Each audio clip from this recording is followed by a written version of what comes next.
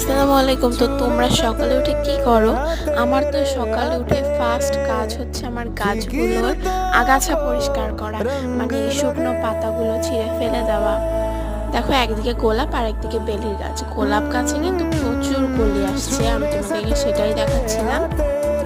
আর গোলাপ গাছের আগাছাগুলোও পরিষ্কার করলাম। অনেক পাতাগুলো পড়েছিল, ওগুলো তুলে ফেলে দিলাম। আবার গাছে অনেক এই ধরনের হলুদ হলুদ পাতা, এই পচা পাতাগুলো ফেলে দেওয়াটাই সব থেকে ভালো। এবার আমি বেলি গাছেরটাও পরিষ্কার করলাম। এই দেখো, আমার মালটার গাছেও কিন্তু একটা পেয়ে গেলাম পচা পাতা। মালটা কিন্তু ধরেছে, প্রতি বছর অনেকগুলো কলি এসে একটা মালটাই থাকে। আমাদের কিন্তু একটা ছোট্ট মিনি কচু গাছ হয়েছে, দেখো কি সুন্দর না? আমার বাগান যদি কারো ভালো লাগে অবশ্যই কমেন্ট করে জানাবা। বাই।